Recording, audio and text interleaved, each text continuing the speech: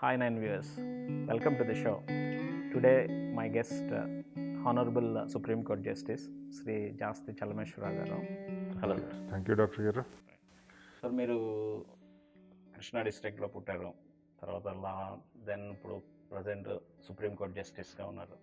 ఈ జర్నీ గురించి కొంచెం ఈ హాయ్ నైన్ వ్యూవర్స్కి ఒకసారి చెప్తారు. జర్నీ అంటే లాంగ్ 64 ఇయర్ 64 ఏళ్ళు జర్నీ అండి. నాకు 64 నెక్స్ట్ వీక్ నిండిపోతున్నాయి. సార్ అందరిలో అంటే మేము ఆ రోజుల్లో బందరనే ఉన్నప్పుడు అందరూ మచిలీపట్నం ఉంటున్నారు. మనం దాకా బస్సుల మీద కూడా బందరనే ఉండేది. 1960s వరకు కూడా విజయవాడ అనే పేరు కూడా లేదు, బెజవాడ బందర్ అని బోర్డులు ఉండేవి. మరి మీరు ఎరుగుదల లేదు ఆ బోర్డులు, మీకు తెలియదు. మా జనరేషన్ బందర్లో పుట్టాను. స్కూలింగ్ అంతా బందర్లోనే జరిగిందండి. బందర్ హిందూ హై స్కూల్లో 69లో స్కూలింగ్ పూర్తి చేసి గ్రాడ్యుయేషన్కి మెడ్రాస్ వెళ్ళాను. మెడ్రాస్ లాలో కాలేజీలో గ్రాడ్యుయేషన్ చేశాను. బీఎస్సీ ఫిజిక్స్ చేశాను. BSc physics. తర్వాత ఆంధ్ర యూనివర్సిటీలో లా చేశాను. ఎలా సార్ ఇది సైన్స్ బ్యాక్గ్రౌండ్ టు లా? అది చాలా విచిత్రమైన. యాక్చువల్గా నేను 1969లో మెడ్రాస్ వెళ్ళినప్పుడు అప్పటికి ఐడియా ఏంటంటే ఆ రోజుల్లో సివిల్ సర్వీస్కి పోవాలనే అభిప్రాయంతో నేను మెడ్రాస్ వెళ్ళాను. నాకు సైన్సెస్లో 1969లో 74 మార్కులు వచ్చినాయి. ఆ రోజుల్లో మంచి market 74. Most probably I could have become your competitor. నేను మెడికల్ కాలేజీలో అప్లై చేస్తుంటే బహుశా seat if not government college Rangaraya డెఫినెట్గా వచ్చిండే 74 మార్క్స్తో. గవర్నమెంట్ కాలేజీలో కూడా వచ్చిండేది ఆ రోజుల్లో. I was not interested in medicine.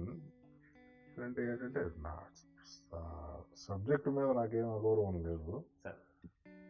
ఆనెస్ట్గా చెప్పాలంటే ఆ వయసులో నాకు బ్లడ్ ఫస్ట్ చూడడం చాలా ట్యాంటలైజింగ్గా ఉండేది. సో దట్స్ ఇప్పుడు ఈ వయసు పెరుగుతున్న కొద్దీ స్టార్టెడ్ అండర్స్టాండింగ్ థింగ్. బట్ ఆ వయసులో చాలా ట్యాంటలైజింగ్ ఉండేది నాకు. Not that's one reason why I didn't go for medicine. Major reason. Next alternative ఏంటంటే సివిల్ సర్వీస్కి వెళ్ళాలనే అభిప్రాయంతో ప్లాన్ చేసుకున్నాను. సో మా నాన్నగారు సివిల్ సర్వీస్ చదవదలుచుకుంటే, ప్రిపేర్ అవ్వదలుచుకుంటే ఇక్కడ వద్దు, మెడ్రాస్లో స్టాండర్డ్ ఆఫ్ ఎడ్యుకేషన్ బెటర్గా ఉంటుంది. ఆయన మెడ్రాస్ యూనివర్సిటీ చదువుకున్నారు. ఉంటుంది. రెండవది ఆ రోజుల్లో రిక్వైర్మెంట్ సివిల్ సర్వీస్కి వెళ్ళాలంటే ఇంగ్లీష్ దిట్టంగా మాట్లాడగలిగిన అవసరం ఉంటుంది. ఇప్పుడు అది కూడా పెద్ద అవసరం ప్రాసెస్ లేదు. ఈ 40 చాలా మార్పులు వచ్చినాయి దేశంలో. మెడ్రాస్ యూనివర్సిటీలో అయితే అది కొంచెం అవకాశం ఎక్కువ ఉంటుందని అంటే దానికోసం మెడ్రాస్ వెళ్ళాను. ఒరిజినల్గా కాలేజీకి వెళ్ళినప్పుడు జాయిన్ అయ్యే ముందు బందర్లో బయలుదేరి రైలు ఎక్కి మెడ్రాస్ వెళ్ళే వరకు ఎకనామిక్స్, హిస్టరీ, పొలిటికల్ సైన్సెస్ తీసుకుందామని ఉద్దేశం. మెడ్రాస్ వెళ్ళిన తర్వాత మార్నింగ్ మా అమ్మగారు ఆఖరి చెల్లెలు మెడ్రాస్లో ఉంటుంది. వాళ్ళ ఇంటికి వెళ్ళాం. మా బాబాయ్ 1 సంవత్సరం క్రితం కాలం చేశారు. సైంటిస్ట్. ఈ work in Madras CLRA for 35 years. He retired. Of course, he passed away last year at the age of 82, 83. పొద్దున్న అంటే బ్రేక్ఫాస్ట్ దగ్గర ఏమిటి విషయం, ఎందుకు వచ్చాము ఏమిటంటే ఇది విషయం. మా బాబాయ్ ఏంటి అప్రూవ్ ఇట్. ఈ సెకండ్ హాఫ్ ఆఫ్ 20th centuryలో ఎకనామిక్స్ చదువుకోవాలంటే సైన్స్ చదువుకోవాలి. ఆయన సైంటిస్ట్ కదా, సో సైన్స్ చదువుకోవాలి అని చెప్పి చాలా తీవ్రంగా మా నాన్నగారికి బ్రెయిన్ వాష్ చేసి,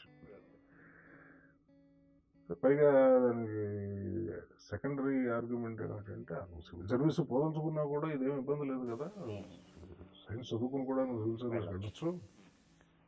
అంటే ఇవంతా ఈ కాస్ట్ బెనిఫిట్ అనాలిసిస్. ఒకవేళ నువ్వు సివిల్ సర్వీస్లో సెలెక్ట్ అవ్వకపోతే నీకు ఫాల్ బ్యాక్ ఏమిటి, నువ్వు ఫిజిక్స్ సైన్స్ చదువుకుంటే తర్వాత హైయర్ స్టడీస్కి వెళ్ళొచ్చు, ఏదో రీసెర్చ్ చేయొచ్చు, ఏదో చేయొచ్చు. అవును. కాబట్టి అని చెప్పి చాలా బ్రెయిన్ వాషింగ్ జరిగింది. మా నాన్నగారు ఈ yield to the intellectual pressure. 16 ఏళ్ళు అప్పుడు ఇవన్నీ ఇంత లాజికల్గా మాట్లాడి పెద్దవాళ్ళతో డిస్కస్ చేసేంత ధైర్యం అట్లీస్ట్ మా జనరేషన్లో మాకు లేదు. అట్లీస్ట్ ఆ ఏజ్లో నాకు లేదు. మిగతా జనరేషన్ గురించి నేను చెప్పలేను కానీ నాకు లేదు. Quietly followed it. BSc join అయ్యాను. జాయిన్ అయిన తర్వాత సమూహం నాకు ఒక సమస్య మొదటి నుంచి ఉండేదండి. ఆ మ్యాథమెటిక్స్ నాకు చాలా భయం. ఫిజిక్స్ కెమిస్ట్రీ నాకు ప్రాబ్లం ఉండేది కాదు, బాగానే ఫాలో అయ్యాను, మంచి మార్కులు వచ్చినాయి. నాకు విచిత్రమైన విషయం చెప్తున్నాను. మీకు ఎప్పుడన్నా డ్రీమ్స్ వస్తాయా డాక్టర్ గారు? నైట్ మేర్స్ వస్తాయా? నైట్ మేర్స్ వస్తూ ఉంటాయి సార్. వేడు మీ ఆఫెన్గా వచ్చే నైట్ మేర్ ఏమిటి మీకు? ఏమో సార్, నేను ఏదో పైనుంచి కింద పడిపోతున్నట్టు, వ్యాలీలో పడిపోతున్నట్టు అట్లా. నాకు ఒకటే నైట్ మేర్ వస్తుంది. ఏది? లాలాకాలు, మెడ్రాస్ లాలాకాలు. నేను లాలాకాలు చదువుతున్నాను. బెట్రమ్ హాల్ అని హాల్ ఉంటుంది. Where use to write all the university examination. అంటే it is an auditorium cum huge hall. Ground ఫ్లోర్లో లైబ్రరీ ఉంటుంది, పైన పెద్ద హాల్ ఉంటుంది. It is use auditorium. Examinations అయిపోతుంది. నాకు ఒకటే ఒక నైట్ మేర్ వస్తుంది ఇప్పటికి, ఎప్పుడన్నా వస్తే. ఆ బెట్రమ్ హాల్లో నేను మ్యాథమెటిక్స్ పరీక్ష రాస్తున్నట్టు, ఆ క్వశ్చన్ పేపర్ చూస్తే నాకు ఏమీ అర్థం కాకుండా దిక్కులు చూస్తున్నట్టు, అది ఒకటే నైట్ మేర్ వాటికి వస్తుంది. చచ్చి చేసి 59 మార్కులతో మ్యాథమెటిక్స్లో 59 is a very bad mark. Okay. మ్యాథమెటిక్స్లో నార్మల్గా 190 రావాలి. 59 మార్కులు వచ్చినాయి. 59 ఎగ్జాక్ట్ గుర్తులేదు. That was my problem. And mathematics foundation సరిగ్గా లేకపోతే progress in sciences is not very good, it not possible. దీనికి ఏమిటి కారణాలు అంటే ఉన్నాయి. ఇప్పుడు ఇవన్నీ మనం ఈ ఇంటర్వ్యూలో మనకు అనవసరం అనుకోండి. నెట్ రిజల్ట్ ఏమిటంటే ఫైనల్గా బీఎస్సీ అయిపోయిన తర్వాత ఇది లాభం లేదు, ఇది పర్సూ చేయడం అని చెప్పి డిసైడ్ చేసుకుని ఆల్టర్నేటివ్స్ ఏమిటి. ఒకటే వెరీ లాంగ్ స్టోరీ షార్ట్, ఫైనల్గా లా కాలేజీ జాయిన్ అయ్యాను. Much against my father's wish. liking and wish. That was the background. Then law complete చేశాను, వచ్చాను ఇక్కడ హైకోర్టులో ప్రాక్టీస్ పెట్టాను. 1976 August I entered the profession. I continued to 1995లో I became the additional advocate general. 95 October. 97 Juneలో I became a judge of the High Court. ఆంధ్రప్రదేశ్లో 97 to 2007 నేను ఆంధ్రప్రదేశ్ హైకోర్టులో ఉన్నాను. 2007లో Guwahati chief జస్టిస్గా వెళ్ళాను. 2007 May 3rd, 2007 నేను అక్కడ ప్రమాణ స్వీకారం చేశాను గౌహతిలో. ఇక్కడ దాదాపుగా 3 సంవత్సరాలు, ఒక 5-6 వారాలు తక్కువ 3 సంవత్సరాలు గౌహతిలో ఉన్నాను. అక్కడి నుంచి వెంట ట్రాన్స్ఫర్ టు కేరళ. అక్కడ ఒక 18 months ఉన్నాను చీఫ్ జస్టిస్. అక్కడి నుంచి సుప్రీం కోర్ట్. ఇంకా సరిగ్గా 1 సంవత్సరం 6 రోజులు సర్వీస్ ఉంది నాకు. 1 year and 6 days. Next June 22nd I will B laying down the office. Chief justice of India అయ్యే అవకాశాలు ఉన్నాయి సార్? యాజ్ ఇట్ ఈజ్ లేకపోవచ్చు అండి. అంటే గోయింగ్ బై ది రేపు ఏం జరుగుతుంది ఈ ప్రపంచంలో ఎవరికి తెలుస్తుందండి, ఎవరు చెప్పలేరు కదా. సరే సార్, ఇప్పుడు కమింగ్ టు మెడికల్ అంటే హెల్త్ కేర్ రిలేటెడ్ ఇష్యూస్కి వస్తే 1986 అనుకుంటాను ఈ కన్స్యూమర్ ప్రొటెక్షన్ యాక్ట్లో డాక్టర్స్ని ఇంక్లూడ్ చేయడం జరిగింది. దీని మీద ఎస్పెషల్లీ డాక్టర్ సర్కిల్లో కొంత క్రిటిసిజం కూడా ఉన్నది. డాక్టర్స్ని ఎందుకు కన్స్యూమర్ ప్రొటెక్షన్ యాక్ట్లో ఇంక్లూడ్ చేయాలనేది. ఏంటంటే మన కంట్రీ, మనకు రిసోర్సెస్ తక్కువగా ఉన్న కంట్రీ ఇండియాలో లాంటి దానివల్ల ఇందులో పెట్టడం వల్ల ఏంటంటే ఈ పేషెంట్స్ మీద కొంత ఎక్స్ట్రా బర్డెన్ ఉండడానికి అవకాశం ఉంది. ఇంకోటి ఏంటంటే డాక్టర్స్ని కూడా హరాస్ చేసే అవకాశాలు ఉన్నాయని చెప్పి క్రిటిసిజం ఉంది. దీనిపైన మీ ఉద్దేశాలు ఏంటి సార్? డాక్టర్ ఇందులో రెండు ఆస్పెక్ట్స్ ఉన్నాయండి. ఒకటి లీగల్ ఇంప్లికేషన్స్, రెండోది an analysis of the factors which contribute to this. ఇప్పుడు నేను ఎప్పుడు మనం అడగలేదు మీ వయసు ఎంత? అది 46 సార్. 46, ఆల్మోస్ట్ అంటే 2 డెకేడ్స్ చిన్నవారు సార్. మీరు ఆ ఫేజ్ మరి మీరు ఎరుగుదరో లేదో నాకు తెలియదు. మేము చిన్నపిల్లలుగా ఉన్నప్పుడు మా జనరేషన్లో బందర్లో చెప్పాను కదా, నేను బందర్లో పెరిగాను. 14-15 ఏళ్ళు వచ్చేంత వరకు నేను వెరీ సిక్ చైల్డ్. యాన్యువల్గా నాకు ఏదో ఒక సమ్మర్ వచ్చిందంటే ఒక సంవత్సరం చికెన్ పాక్స్, ఒక సంవత్సరం టైఫాయిడ్, ఒక సంవత్సరం జాండీస్, ఇట్లా ఏదో ఒకటి ఉండేది. ఇవన్నీ నేను సఫర్ అయ్యాను. సరే, అదే నా వ్యక్తిగత ప్రాబ్లం అనుకోండి. బట్ వీటన్నిటికీ మాకు డాక్టర్ ఒకరు. నాకు జబ్బు చేసినా, మా అమ్మకి జబ్బు చేసినా, మా నాన్నగారికి అనారోగ్యం కలిగినా మా కుటుంబం అందరికీ ఒక్కరే డాక్టర్ గారు ఉండేవారు. డాక్టర్ చిరంకుత్ సుబ్బారావు గారు అని వాళ్ళు లేరు ఇప్పుడు, పెద్ద అయినప్పటికీ. మా డాక్టర్ సుబ్బారావు గారి కొడుకు మా నాన్నగారి క్లాస్మేట్. ఆయన ఎక్కడో తర్వాత ఆస్ట్రేలియాలో ఎక్కడో ఉన్నారో లేదో కూడా నాకు తెలియదు. ఇట్లా ఉండేది సిస్టమ్. ఇంట్లో ఎవరికి అనారోగ్యం కలిగినా ఏం వచ్చినా కూడా డాక్టర్ ఒకళ్ళే. ఇన్ని స్పెషాలిటీస్ లేవు, ఇంత ఇది లేదు. హాస్పిటల్ కూడా ఏంటి, మనం ఏమంటాం, ఏమంటామంటే ఏదో పేరు పాత అక్కడే మందులు కలిపిచ్చారు. కాంపౌండ్ మిక్చర్లు ఉండే భయంకరంగా ఉండే ఆ మిక్చర్ తాగలేసి వచ్చి. బట్ పాయింట్ ఏంటంటే there used to be a great personal bond. Doctor was a member of the family. Doctor, lawyer కూడా, ఇది లాయర్తో మీకు అవసరం, డాక్టర్తో అవసరం అందరికీ వస్తుంది, లాయర్తో అవసరం అందరికీ రాకపోవచ్చు. వచ్చిన వాళ్ళకి కూడా they are members of the family. వాళ్ళు అట్లాగే ట్రీట్ చేసేవారు, పేషెంట్లు అట్లాగే. ఇప్పుడు పరిచయం పట్టినా క్యాన్సర్ వచ్చినా కూడా అదే డాక్టర్ గారి దగ్గరికి పోవడం వేరే గచ్చింత లేదు. అప్పుడు ఇన్ని స్పెషాలిటీలు, ఇన్ని హాస్పిటల్స్ లేవు కదా. సో ఆ ఇంటిమేట్ పర్సనల్ బాండ్ ఉండేది. ఆ రోజుల్లో ఈ ప్రాబ్లం డాక్టర్ దావా వేసి డ్యామేజెస్ నాకు పరిచయం తగ్గలేదు కాబట్టి దావా వేద్దామని ఆలోచన ఊరికి రాలేదు. ఇట్స్ ఫ్యామిలీ అయిపోయారు. నౌ ది మోడర్న్ సిస్టమ్స్ వచ్చిన తర్వాత profession became to some extent commercialise in that segment, not in any derogatory sense. It seems to be a personal bond between the patient and doctor generally. దాంతోపాటు వచ్చే incidental problems ఉంటే అందులో ఇది ఒకటి. రెండోది, ప్రపంచంలో వచ్చే మార్పుల్లో ఈ మనం ఏదైతే మనం గ్లోబలైజేషన్ ఇది అంటున్నామో, consumerism has certain advantages in ఎకనామిక్స్లో. దానికి ఒక అడ్వాంటేజ్ గ్రోత్ అంటారు, జీడిపి అంటారు, అవన్నీ టెక్నికల్ జార్గన్ మనకు వదిలేండి ఇక్కడ. బట్ ఇవే ఇండెక్స్లు ఏమిటంటే సొసైటీ ప్రాస్పరస్గా ఉందా లేదా అనేది. దీనికి జీడిపి ఎంత, పర్ క్యాపిటల్ ఇన్కమ్ ఎంత, డాక్టర్ గారు సూట్ వేస్తున్నారా, జేడీ గారు ఏం కార్లు వచ్చారు, ఇవి టెస్ట్లు అయిపోయాయి. ఇన్హరెంట్గా మనిషి ఏమిటనేది కొంచెం పక్కన పెట్టండి, అది పెద్దగా కూడా పట్టించుకున్నట్టు కనిపించలేదు నాకు. ఈ బేసిక్గా ఇది కన్జ్యూమరిజంతో వచ్చింది.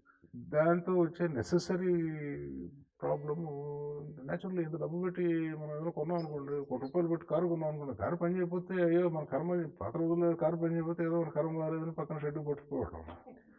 ఇప్పుడు వాడు మరి అట్లా ఉండదు. అది వాడు కారు పట్టి ఇమ్మీడియట్గా వాడు సంగతి చూడాలని చెప్పి నెక్స్ట్ స్టెప్ దావా వేయడం, కొట్టుకోవడం.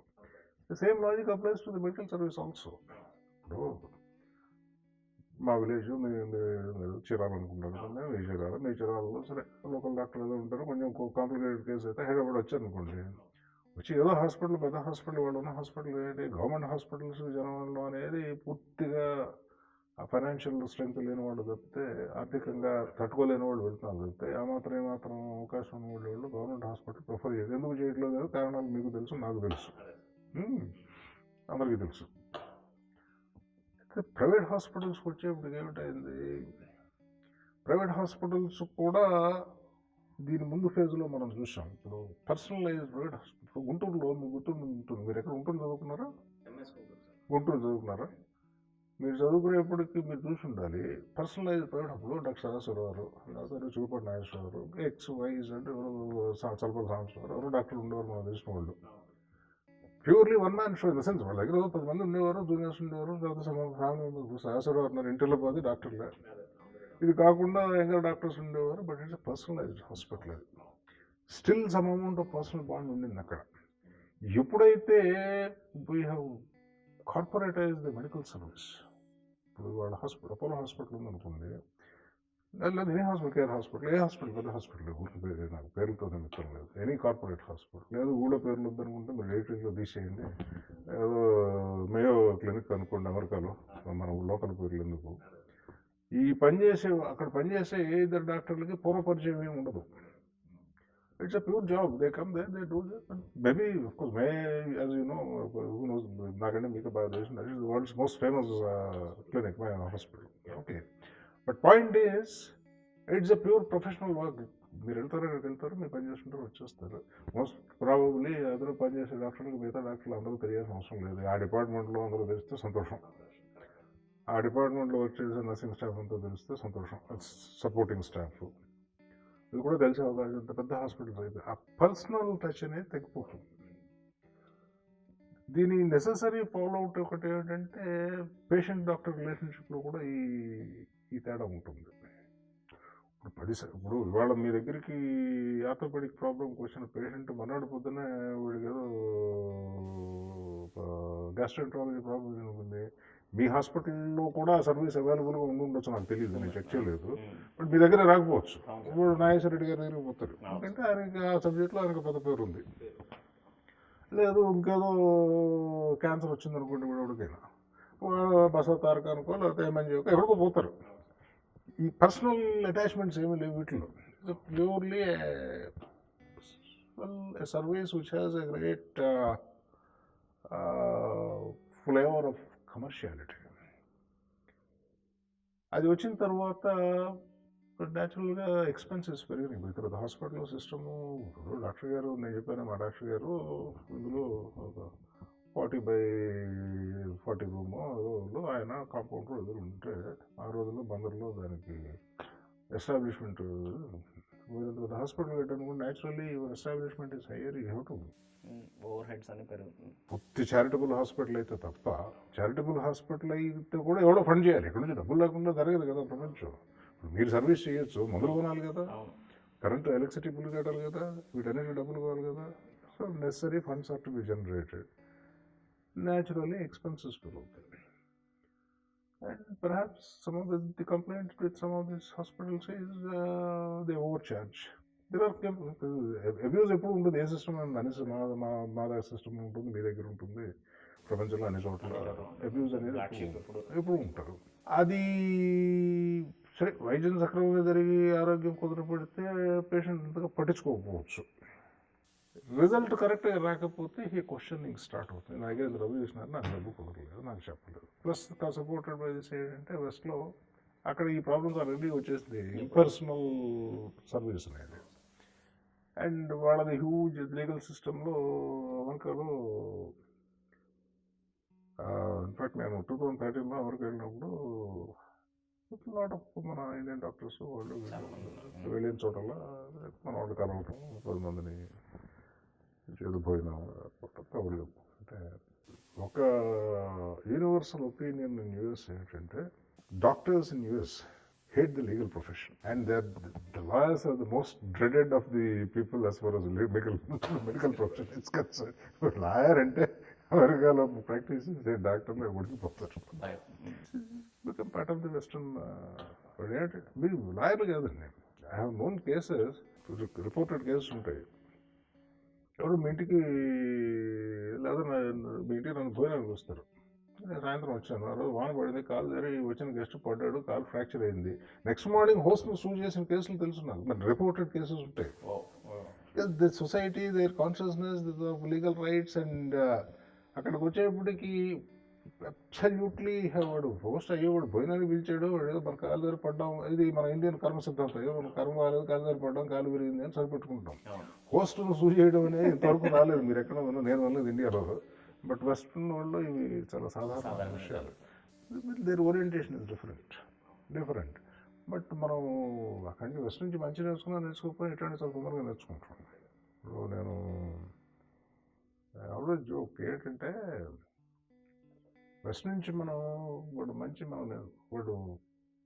క్లీన్లీనెస్ హాస్పిటల్ కానివ్వండి, ఇల్లు కానివ్వండి, రోడ్డు కానివ్వండి, ఊరు కానివ్వండి శుభ్రంగా పెట్టుకుంటారు. ఏదైనా వస్తువు పడితే డస్ట్బిన్ తీసుకెళ్ళి అందులో పడేస్తారు. మన సాంప్రదాయం ఏంటంటే ఇల్లు శుభ్రంగా ఊడ్చి పాచెత్తి రోడ్డు వేసేస్తే మనం శుభ్రంగా ఉంటాం. ఊరు ఎట్ట అయిపోయినా మనకేం సంబంధం లేదు. ఇది అందరూ చేసి మనం అందరం all of other guilty of it. Exceptions ఒకటి ఎలా ఉంటారో వేరే సంగతి. బట్ యావరేజ్ ఇండియన్ టెండెన్సీ ఇవి ఎందుకు జరుగుతున్నాయి మనకి కల్చరల్గా, ఇది ఏమిటి ప్రాబ్లం అనేది అది పెద్ద డిబేట్, దాని గురించి మనవద్దు. So but the other extreme is మనం మాట్లాడుకున్నది ఈ సూయింగ్ బిజినెస్.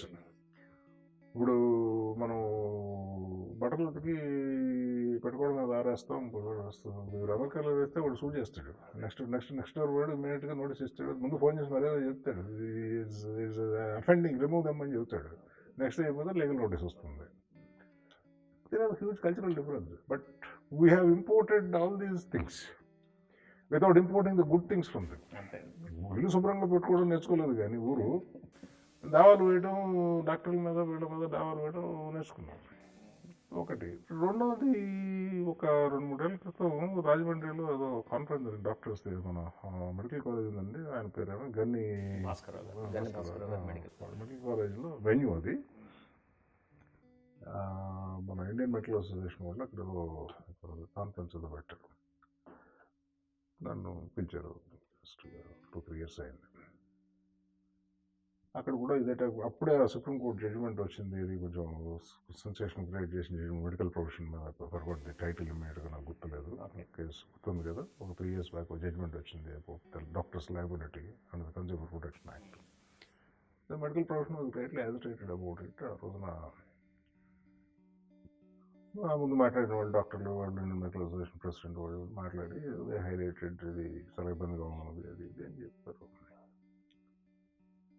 నన్ను మాట్లాడమంటే నేను ఆ రోజున చెప్తాను, బాగానండి ఏదో ఇబ్బంది ఎలా అయినా. ఇప్పుడు ఇన్కమ్ ట్యాక్స్ యాక్ట్ చాలా ఇబ్బందిగా ఉంటుంది చాలామందికి. ఏం చేస్తుంది దానికి, ఇప్పుడు గవర్నమెంట్ అన్న తర్వాత వాళ్ళది మేక్ దేర్ ఓన్ అసెస్మెంట్, ప్రజలకు ఏం కావాలి అని వాళ్ళు నమ్మితే దానికి తగ్గట్టు లా చేస్తారు. Government believes today that. But point ఇది, మనం స్పిరిట్గా మాట్లాడుకుంటే ఈ విషయంలో, the existence of mall practice in the profession, any profession, legal profession కానివ్వండి, మెడికల్ ప్రొఫెషన్, ఏ ప్రొఫెషన్ కానివ్వండి, ఈజ్ ఎ నోన్ ఫ్యాక్ట్. మీరు ఐ డోంట్ నో డాక్టర్ గారు, మీరు బెర్నాడ్ షాది డాక్టర్స్ డైలమా చదివారా? చదవలేదు సార్. మీరు చదవాలి కదా, తప్పకుండా చదవాలి. అందులో బెర్నాడ్ షా ఒక ప్రొఫౌండ్ స్టేట్మెంట్ ప్రొఫెసర్స్లో ఉంటాడు. ఆల్ లిబరల్ ప్రొఫెషన్స్, అంటే మీ ప్రొఫెషన్ నా ప్రొఫెషన్ కూడా, మీ ఒకటే కాదు, all liberal professions are conspiracies against laity అంటాడు. అంటే హైపర్బోల్ లిటరేచర్లో ఎప్పుడు ఉంటుంది, అందరూ అట్లాగే ఉంటారో బతుకుంటారు అంటే అది పాయింట్ కాదు, ఉంటారు, ఆ విషయం అది కాదు. బట్ కొన్ని బ్రాడ్ ట్రైట్స్ ఉంటాయి. అది ఈ recognising the possibility of malpractices in all the professions. Law provided for some disciplinary action of the body to enforce discipline. ఆ రోజున నేను రాజమండ్రి కాన్ఫరెన్స్లో out going president, incoming president ఇద్దరు ఉన్నారు. Good gathering of doctors from all over the country. నేను DOS మీద అడిగాను, ఈ 65, అప్పుడు ఈ నేను మాట్లాడేప్పటికి 65-66 ఏళ్ళు భారతదేశం, దాని ఇట్ బికేమ్ రిపబ్లిక్. ఈ 66 ఏళ్లలో మెడికల్ కౌన్సిల్లో ఎంతమందిని రెస్టిఫై చేసి ఉంటారండి ప్రొఫెషన్లో ఫర్ మాల్ ప్రాక్టీస్ అంటే, నవ్వి most probably none to the knowledge. Other professions are no better. ఇవన్నీ ఏంటంటే దే బికమ్ ప్రొటెక్టివ్ గిల్డ్స్. అది ఏమిటి అంటే that's another huge problem, cultural problem. అది రిజల్ట్ మరి కనుక సక్రమంగా జరుగుంటే పర్హాప్స్ ఈ అవసరం ఉండేది కదా, ఏది కన్జ్యూమర్ ప్రొటెక్షన్ ఇన్వోక్ చేయాల్సిన అవసరం. అంటే I'm not saying it's not necessary, perhaps కొంత తగ్గుతుంది. ఈవెన్ దేర్ నష్టపోయిన క్లయింట్కి డ్యామేజెస్ పే, పేషెంట్కి డ్యామేజెస్ పే చేయాలా లేదనేది ఒక క్వశ్చన్. ముందు first of all if the patient believes and is able to establish that the doctor simply neglected, whether he is incompetent or negligent, though he is competent, negligent in dealing with the matter, patient naturally estate అవుతాడు. He must find some, and మీరు అడిగిన రెండో ప్రశ్న అదే violence against the doctor. ఇవి రెండు interlink problems. Interlink మీరు notice చేయండి, మీ దగ్గరకు వచ్చిన పేషెంట్ మీరు జాగ్రత్తగా ట్రీట్ చేశారు, యూ ట్రీటెడ్ హిమ్, ఇది మెడికల్ ట్రీట్మెంట్, పర్సనల్ ట్రీట్మెంట్ కూడా జెంటల్గా ట్రీట్ చేశారు అంటే, ఒకవేళ ఏదన్నా చిన్న పొరపాటు జరిగినా కూడా you not violently react. If you are indifferent to the patient, if you treat him as commodity, ఆ పర్సనల్ టచ్ లేని చోట ఈ వైలెన్స్ ప్రాబ్లమ్స్ డాక్టర్స్ లెవెల్లో లేకపోతే సపోర్టింగ్ స్టాఫ్ లెవెల్లో. ఇప్పుడు గవర్నమెంట్ హాస్పిటల్స్లో ఈ వైలెన్స్ కూడా పాత రోజుల్లో కేకలు కొట్టుకోవడం అనేది సరే, అది మోర్ మోడర్న్ ట్రెండ్ అనుకోండి. వైలెన్స్ పెరుగుతుంది. డాక్టర్ కానీ ఢిల్లీలో ట్రాఫిక్లో తేడా వస్తే వాళ్ళు విసుగు కాల్ చేసుకుంటున్నారు ఫ్రీక్వెంట్గా పేపర్లో. మనుషుల్లోనే అసలు తేడా వస్తున్నట్టు ఇది వైలెన్స్ అనేది. అది ట్రాఫిక్ గొడవలో గన్ తీసి కాల్ చేయడం కూడా నాకు ఎవరికి అర్థం కాదు. మరి ఇది బేసిక్ ఏంటంటే, నాకు అంటే చెప్పారే మనం అమెరికన్ వెస్ట్ నుంచి మంచి నేర్చుకోకపోతే చెడు మాత్రం అనవసరమైన విషయాలు నేర్చుకున్నామని. మీరు వెస్ట్లో నోటీస్ చేసి ఉంటారు, మీరు ఏమైనా చేయండి, ఒక కప్పు మంచి కాఫీ ఇవ్వండి, మంచినీళ్ళు ఇవ్వండి, ఇంజక్షన్ చేయండి, లేకపోతే కూర్చోమనండి, వచ్చా కూర్చోన్నానండి, ఇప్పుడు ఇమ్మీడియట్గా థ్యాంక్ యూ అంటాడు. ఇది ఒక కల్చరల్ ఆస్పెక్ట్. మీరు ఏదైనా చెప్పండి థ్యాంక్ యూ అంటాడు. మనం చచ్చిపోయి బతికించినా కూడా థ్యాంక్స్ చెబుతాడు, ఏమి గ్యారెంటీ లేదు, చెప్తారు, మరి అంత అన్యాయంగా ఉండదు. కానీ అసలు it becomes maintaining certain courtesies become cultural aspect of some societies. మనం అంత ఫ్రీగా ఎక్స్ప్రెస్ చేయం. ప్లస్ మన ట్రీట్మెంట్ కూడా, మీరు డాక్టర్గా మీ హాస్పిటల్లో మీరు బయటకు వెళ్తే చూడండి, ఎస్పెషలీ గవర్నమెంట్ హాస్పిటల్స్లో చాలా రఫ్గా ట్రీట్ చేస్తారు మనిషి. అసలే వాడు ఏదో నొప్పితో ఉంటాడు, బాగా ఉంటాడు, కష్టంగా ఉంటాడు, వస్తాడు, వాడిని ట్రీట్మెంట్ మనం ఈ డీలింగ్ కూడా మనం జెంటల్గా లేకపోతే వాడు ఎక్కడో చిరాకు పడుతుంది, breaking point, then the result to violence. ఈ రెండు ఆల్మోస్ట్ కనెక్టెడ్ మ్యాటర్స్. ఏది doctors and bringing the doctors. ఒకటి స్పైట్ ఆఫ్ ఇట్ లీగల్గా మీరు నోటీస్ చేసి ఉంటారు, ఎన్ని కేసుల్లో డాక్టర్స్ డాక్టర్ కోర్టుకు పోయి ఆన్సర్ చెప్పాల్సి వస్తూ ఉన్నది అనేది ఫ్యాక్ట్. బట్ ఎన్ని కేసుల్లో డాక్టర్ని డ్యామేజెస్ పే చేయమని చెప్పారు, పర్సంటేజ్ తీసుకోండి, చాలా తక్కువనే చెప్పాలి. చాలా ఏదో కేసులో కానీ ఇమీడియట్గా ప్యానిక్ అయిపోయి అసలు ఏమీ రెస్పాన్సిబిలిటీ ఉండదు మా మీద అనేది, అది that I don't think any society will accept అండి. మోడర్న్ 21st centuryలో జరిగేది కదా. ఇప్పుడు మనకు ప్రైమ్ మినిస్టర్ ఆన్సరబుల్గా ఉండాలి, పార్లమెంట్ మెంబర్లు ఆన్సరబుల్గా ఉండాలి, ముఖ్యమంత్రులు ఆన్సరబుల్గా ఉండాలి, జడ్జెస్ ఆన్సరబుల్గా ఉండాలి, డాక్టర్లు మాత్రం ఉండకూడదు. ఎవరిబడి ఇప్పుడు పార్లమెంట్ మెంబర్లు ఏదో ఒక దారి వెతుక్కుంటారు, అవాయిడ్ చేయడానికి జడ్జిలు దారి వెతుక్కుంటారు, అందరూ ప్రయత్నం చేస్తారు, part of the whole and interest groups separately. అది తప్పదు. But it has come to stay. Modern ఇప్పుడు అవేర్నెస్ పెరిగి, పాత రోజుల్లో చదువు సంజయ్ లేని రోజుల్లో, ప్లస్ ఈ దేశంలో ఏమిటంటే మంచికో చెడుకో వ్యక్తిగతమైన నమ్మకాలు దొరికి నేను పోవట్లేదు, బట్ యాజ్ అ ఫ్యాక్ట్ తీసుకుంటే ఈ కర్మ సిద్ధాంతం ఉంది. Indian society has taught the poor man, average man, by and large to accept things when they go wrong on a simple justification of karma బాగాలేదండి, దానివల్ల అయిపోయింది అనే ఒక థియరీ. బట్ స్లోలీ ఆ థియరీ పట్టుకొక్కుతుంది. మంచిగా చెడు అనే దాని మీద నేను మాట్లాడలేదు. అవును. అదే నా కర్మ బాగోకుండా డాక్టర్ సరిగ్గా చేయలేదు, లేకపోతే నా కర్మ బాగోదు. Point is doctor with due care and attention treat చేసి ఉంటే, ప్లస్ మందులు కరెక్ట్ మందు ఇవ్వడమే కాకుండా ఇచ్చే మందు మహాభారతంలో ఒక పద్యం ఉంటుంది, తెలుగు భారతంలో. 10 మంది మధ్యలో మాట్లాడేప్పుడు ఎట్లా మాట్లాడాలి అనేది ఒక కాంటెక్స్లో ఆదిపర్వం ఉన్నప్పుడు చెప్తారు. ఏమంటున్నాడు, నిజం చెప్పుకున్నాడు, ఇర్రిఫ్యూటబుల్ ఏది నిజం అంటే ఏమిటి, ఇర్రిఫ్యూటబుల్గా ఉండాలి. మనం నిజం ఉంటుంది, అసలు నిజం కాదు, వాడు డిస్కషన్ దిగానుకుంటే అది ట్రూత్ కాదు, ఇర్రిఫ్యూటబుల్.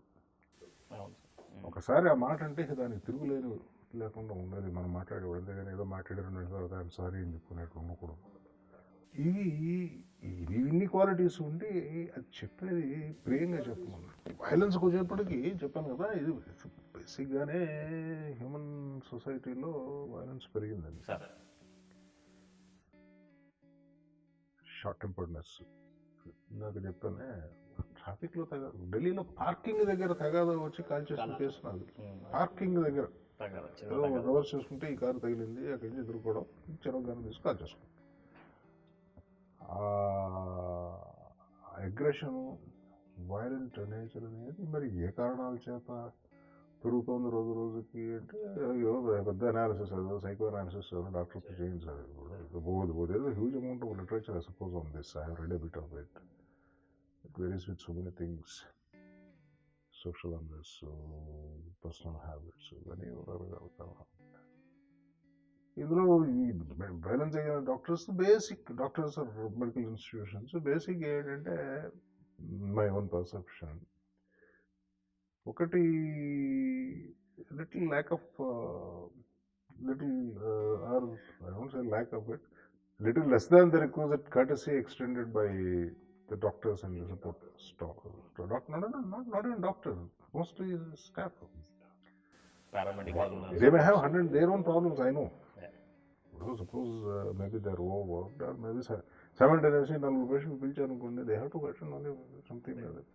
They may have their, I'm not blaming anybody, but this is the cause of the problem. How to handle it అనేది మీరు, every institution has to work out for it. ఈ డీఎస్కలేషన్ మెషర్స్ ఇప్పుడు institutions work చేయాలి, అది ఆబ్వియస్గా.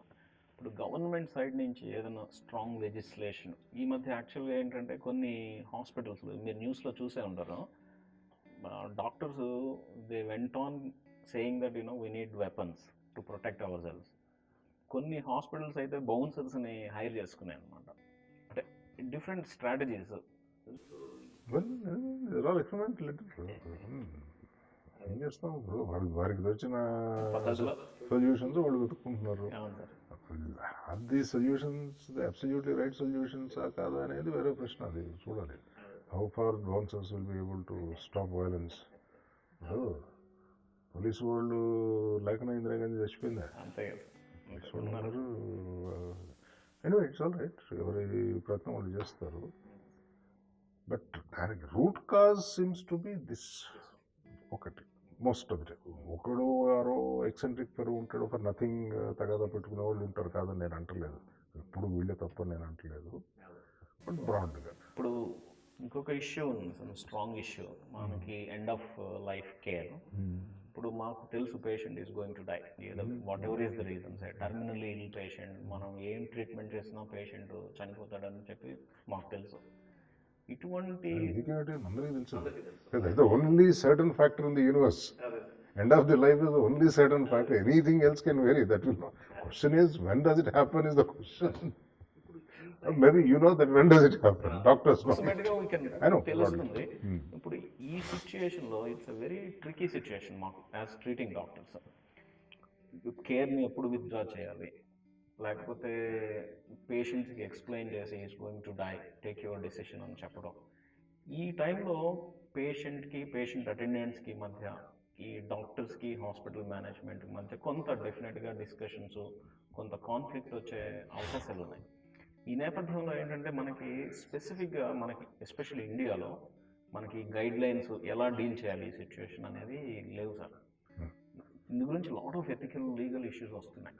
దీన్ని ఎలా handle చేస్తే బాగుంటుందంటారు? ఒకటి, ఒక స్పెసిఫిక్ ఏరియా ఇన్ దిస్ మీరు చెప్పిన ప్రాబ్లంలో ఒక పర్టిక్యులర్ క్వశ్చన్, యుథనేషియాకి perhaps there is a thin line between euthanasia is a conscious decision to end the life. That's how I understand. You do something by which you end the life. Withdrawing the support may not end the life so instantaneously, but maybe a few hours, few days, or whatever it is. I don't know. Make the doctor a particular case lo anta time padutundi support. It's also a conscious decision to put an end to the life, but then there is a degree of difference in the intensity of the matter. యుథనేషియా question సుప్రీంకోర్టులో పెండింగ్గా ఉన్నది. So అది దాని గురించి నేను మాట్లాడకూడదు because the pending matter. Let us see.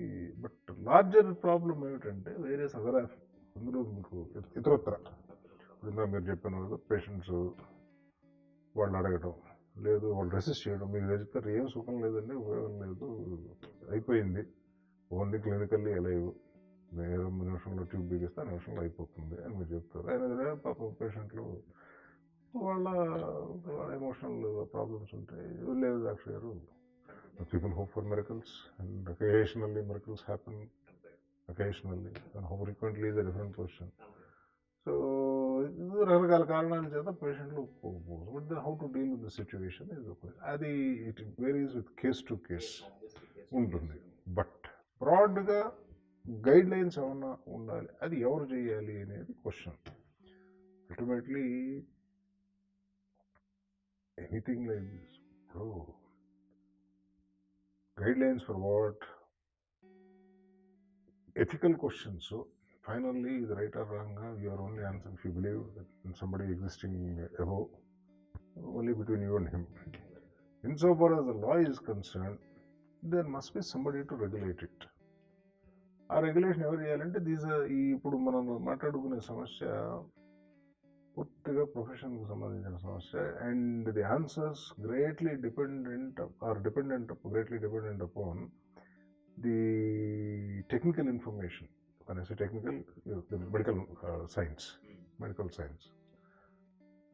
Adi, the primary body to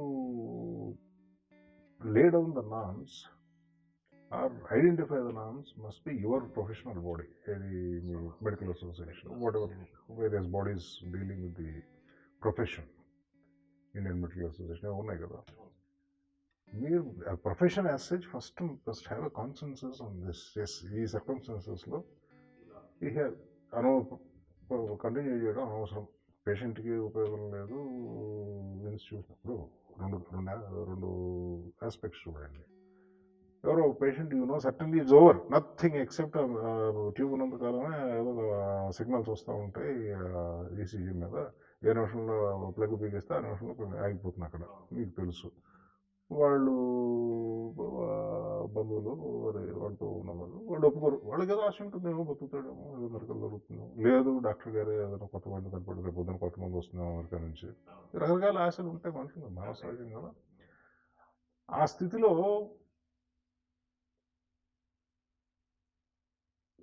రెండు సమస్యలు.